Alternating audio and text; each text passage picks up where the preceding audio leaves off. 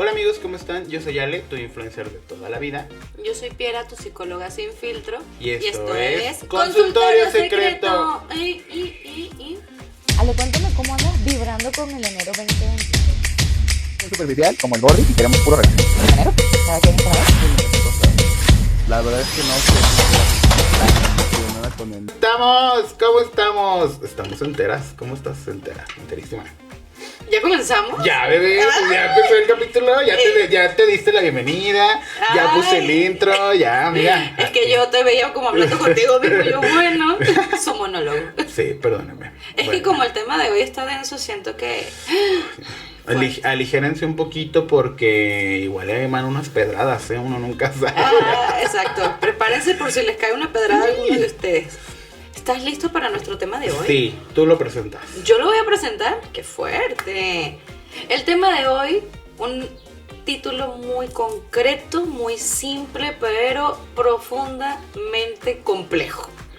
El padre. Ya definitivamente, o sea, no vamos a decir el papá ausente. No.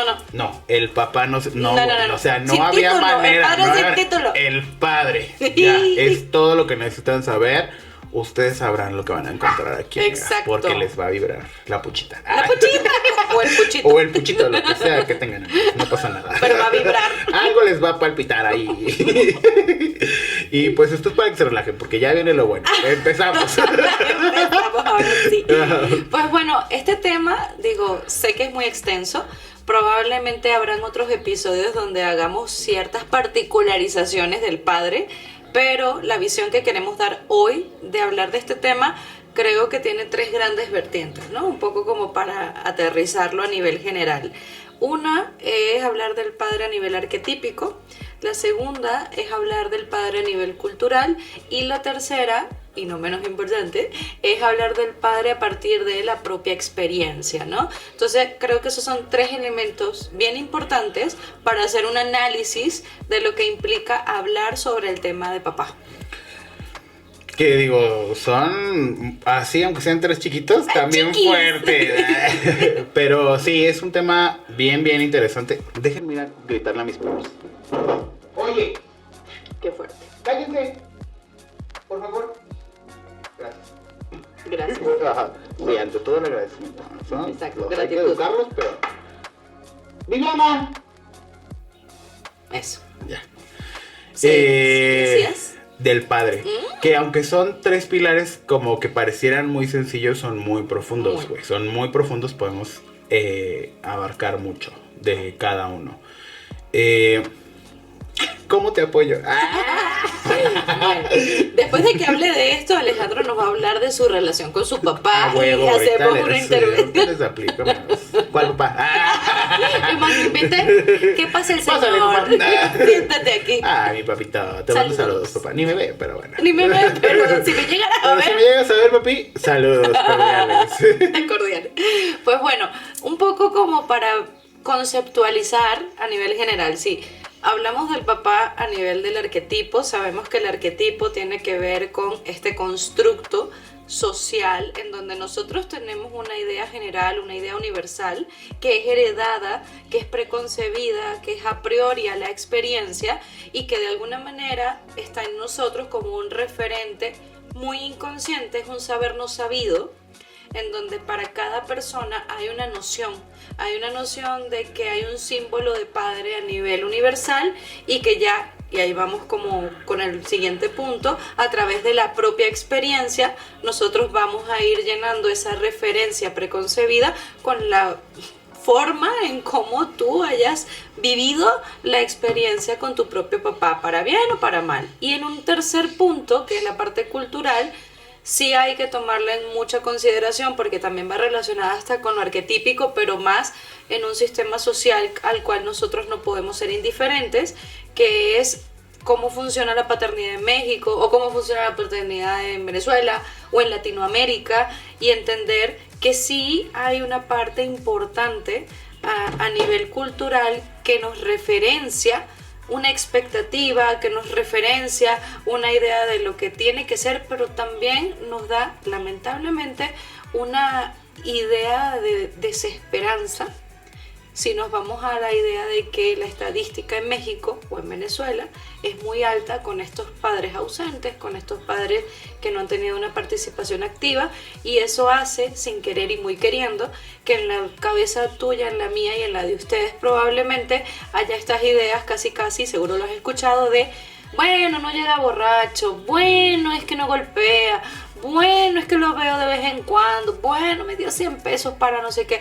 Me acuerdo mucho de una paciente que me decía de su papá de una manera que creo que para ella era muy romántica, y vine yo de hija de la chingada a desmontar eso.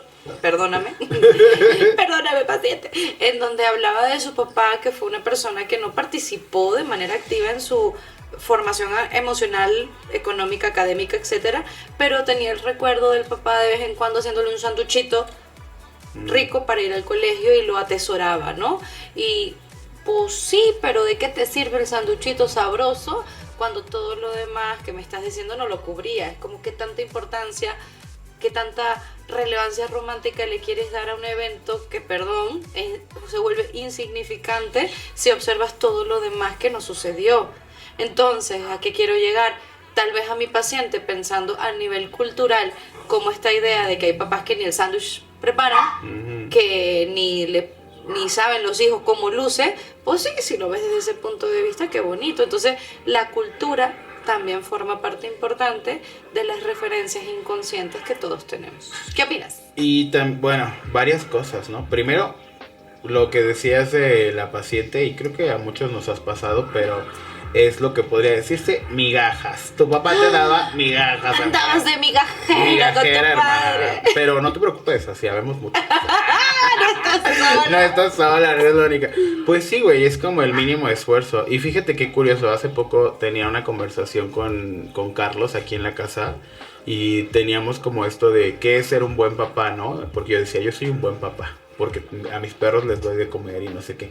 Y tuvimos una conversación de que a veces creemos que justo ser buen papá o ser bueno en algo es hacer lo mínimo para el mantenimiento de algo, ¿sabes? Y muchas veces eso no es propiamente lo suficiente, ¿no? Son como, eso es como las migajas, ¿no? Porque yo decía, ay, pues soy un buen papá porque le doy de comer a mis perros, ¿no? Y les cambio el agua. Y él me decía, pues es que eso es parte de la responsabilidad que debes de tener. Eso no es ser un buen papá. Ser buen papá significaría como, y ahí voy a lo segundo, ¿no? Que es qué tanto esto ser buen papá o ser mal papá está cargado de este peso de lo que debería ser nada más en nuestra familia. Ni siquiera es, o sea, es como hasta una tradición familiar o una idea preconcebida. Pero no sé si también, seguro te ha pasado que ves como que las personas en la familia tienen una idea de lo que es el papá, y tanto la mamá como la hija como el hijo, o sea, nadie es esa figura que todos piensan que debería de ser. Entonces hay como también una disonancia entre lo que yo estoy viendo como este ideal y lo que realmente tengo, ¿no? Entonces creo que sí es muy fuerte ambas cosas, porque la exigencia del papá es desde ese lugar, o sea, desde ese lugar que está rodeado de toda la connotación cultural, ¿no? Protección, quisiera decir, a lo mejor que me lleve a la escuela, que me cuide cuando estoy enfermo, que me dé dinero, o sea, podríamos hacer una lista, ¿no? Y muchas veces también esas listas vienen de las carencias, de lo que creíamos, ¿no? Y como el rebote en esto sería, ¿qué tanto, pues no saludable, o no porque creo que no es saludable, sino qué tanto has notado o ves que esto es una constante tanto en pacientes como en general, y cómo poder hacer una separación ahí, ¿no? O no sé si se puede hacer una separación, no sé, o sea, ahí. Es que, bueno, en común creo que para cualquiera, en terapia o fuera de ella, en la experiencia que tú tienes alrededor de un padre por ausencia o presencia, no importa, ambas son relevantes, es la forma en cómo inconscientemente tú te haces una idea o referencias en ti lo que un hombre significa. Y claro, tú y yo podríamos incluso verlo desde yo como una mujer heterosexual, como he visto en mi vida que la significancia que le he dado al hombre inconsciente lo he visto, no sé, para bien o para mal, en la forma en que elijo parejas, en la idea que tengo de cómo funcionan los hombres o cómo soy yo como mujer hacia un hombre, etc.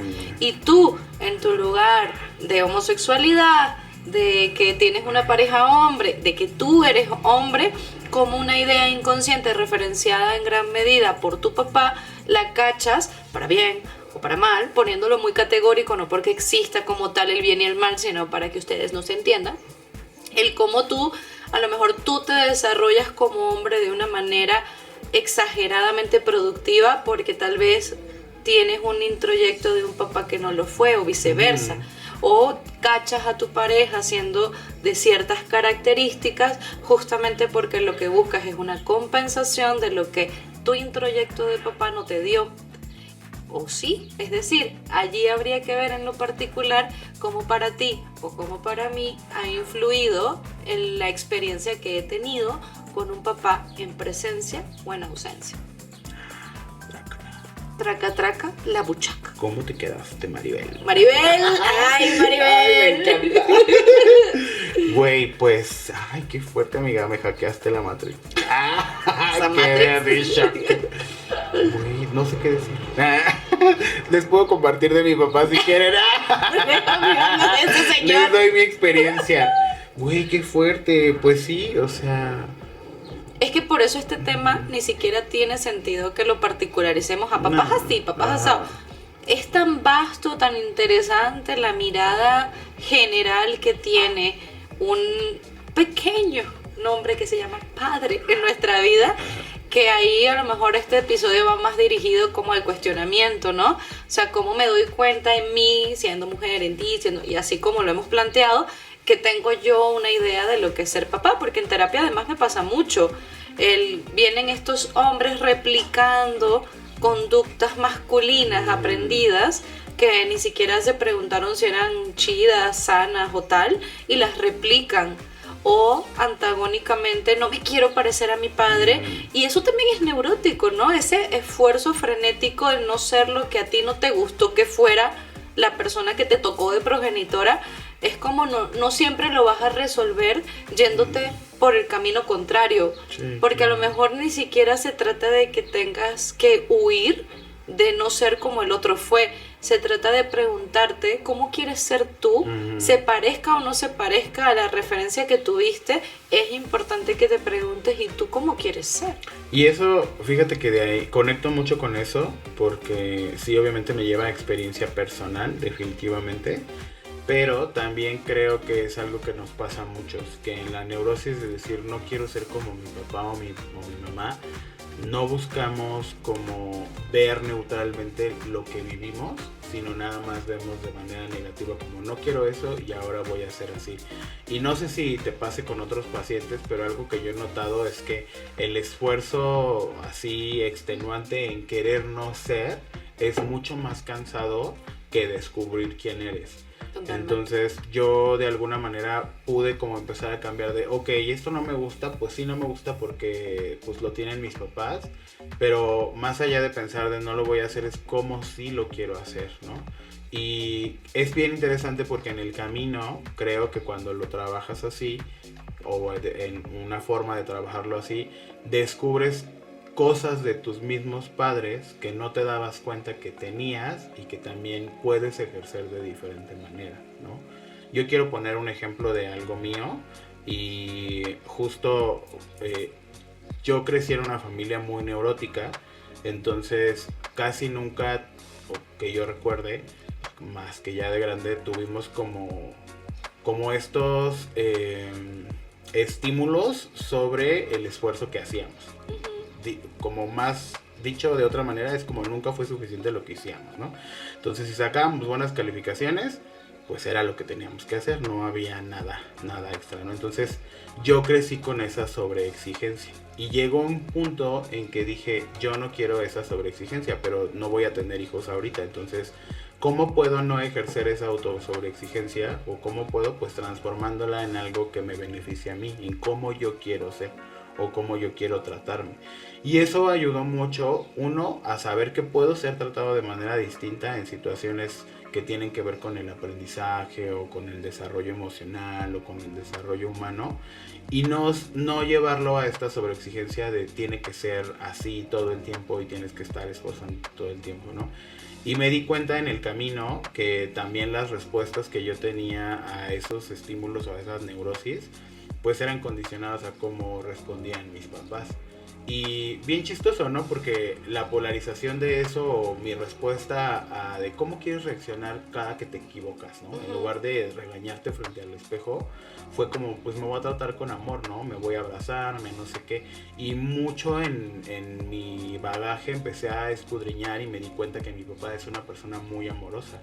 No es una persona presente, pero es un hombre al que genuinamente de corazón le nace abrazarte y te quiere tener pegado ahí todo el tiempo y te quiere sobar y te quiere acariciar.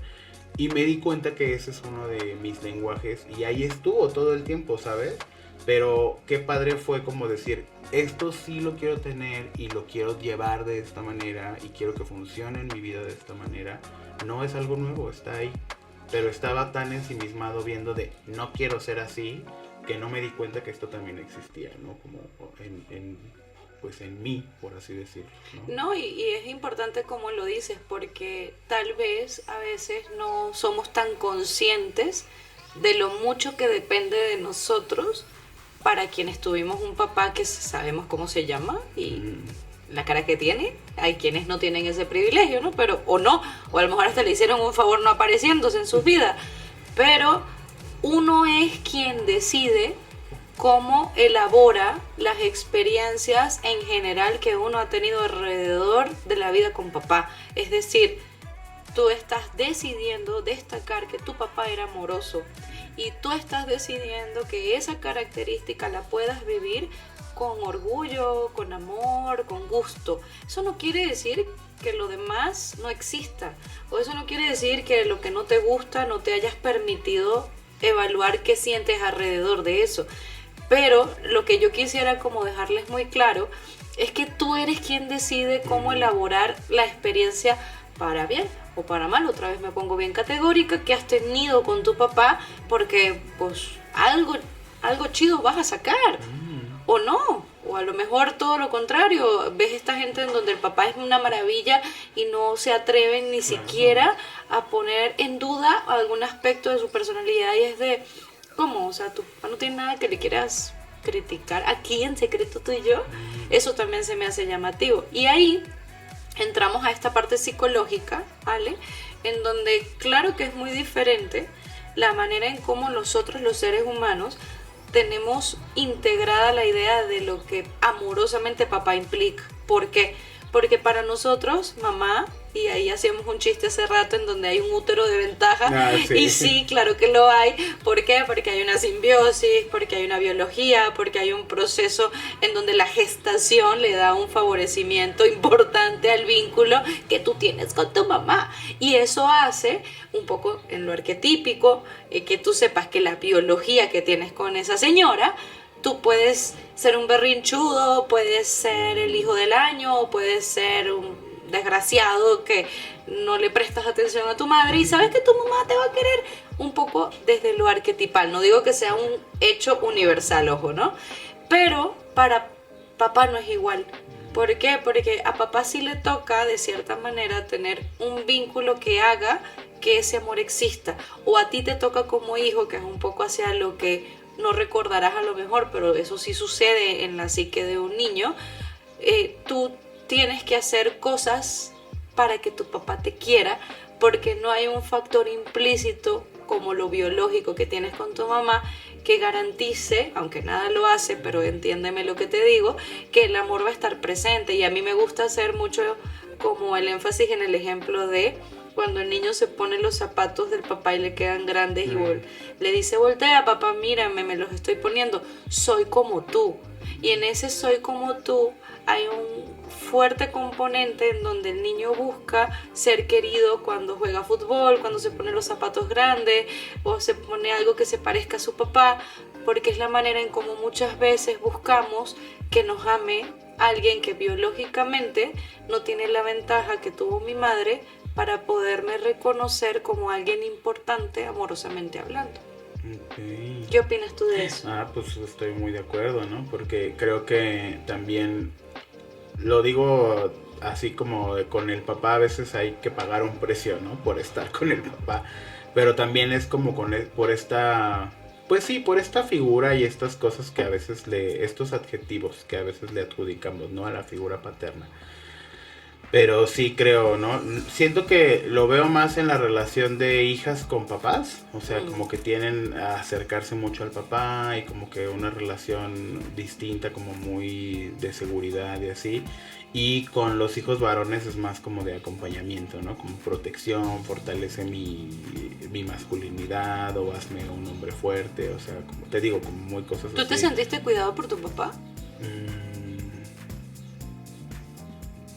Algunas veces nada más. Pero no fue como así que tú dijeras, muy referencial. No, no porque mi papá era un hombre que durante mi infancia y juventud trabajaba afuera.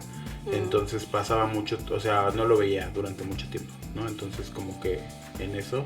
Y tenía una mamá que también trabajaba, ¿no? Entonces, por ejemplo, justo, ¿no? Ahí podemos rescatar en eso. Yo fui un niño que, y ahora me pasa, porque lo hablábamos ayer, soy muy solitario. Pero pues, ¿por qué? Porque de niño fui un niño que hizo sus cosas solo. Todo tenía tantos, o sea, unos papás muy independientes, muy trabajadores, que, amigos, yo me fui a inscribir a la secundaria yo solo. Ah, ¿no lo sabía? Ajá, ahorita me estoy acordando de eso. Fui a hacer mi examen, me inscribí, dejé mis papeles. Y por ejemplo, ya desde la secundaria ya, no me recuerdo que fueran a mis juntas, ¿sabes? Pero insisto, siempre fue esto, ¿no? Y uno pensaría, pues es un tipo de ausencia, ¿no? Pero en mi caso era, pues mis papás están trabajando. Qué cañón, ¿no? Wow. Cómo la experiencia forja una personalidad. Y ahorita que lo dices, yo comparto contigo esto, ¿no? De que mi papá trabajaba fuera y no lo veía tanto como a mi mamá.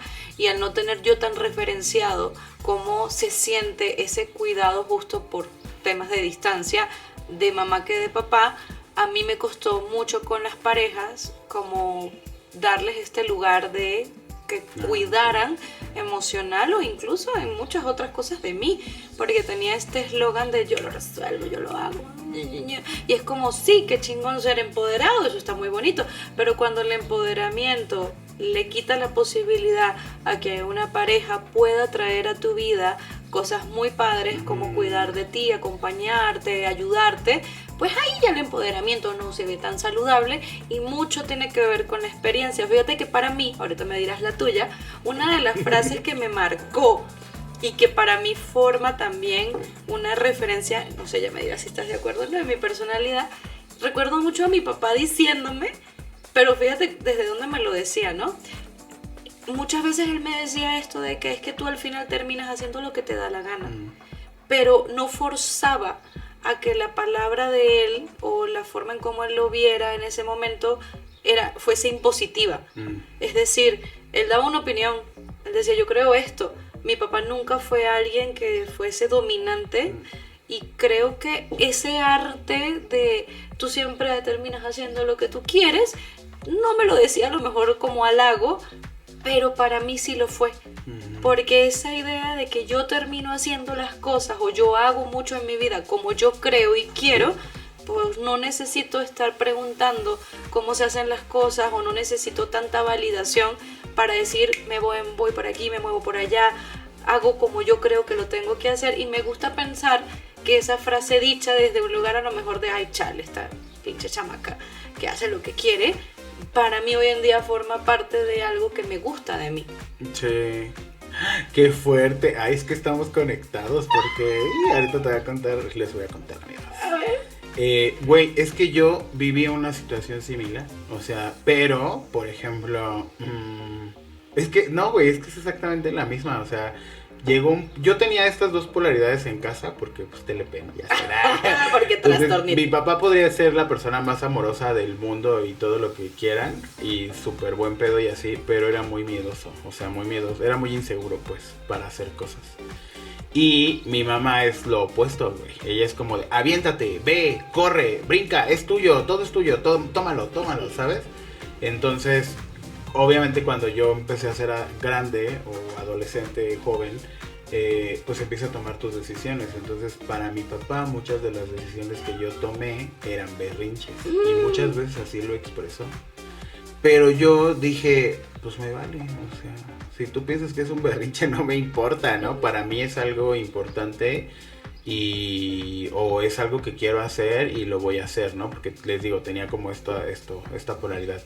Y yo decidí tomarlo también como de esa manera, ¿no? Como una frase de mi mamá que nació a partir de eso es: para ti no hay imposibles. Ay, qué bonito. Güey, yo crecí creyendo que no hay imposibles. Por eso lo que les platicaba ahorita en el capítulo anterior, no ahorita, en la semana anterior, de los sueños, ¿no? Que al final hice esto del teatro y porque en mi cabeza nunca ha habido imposibles, o como que los imposibles han llegado por situaciones relacionadas con el privilegio y cosas así, ¿no? Pero esto a mí me ayudó a decir, sí puedo. Y lo malo, o lo que creo que al pasar de los años se convirtió en que mi papá hiciera críticas hacia todas las cosas, a todas las decisiones que yo tomaba como de adulto. Entonces ya más grande tuvimos que tener una conversación donde yo pudiera expresar que pues eso no me gustaba. O sea, tampoco uno está contento de que digan que todas tus decisiones son basadas en berrinches.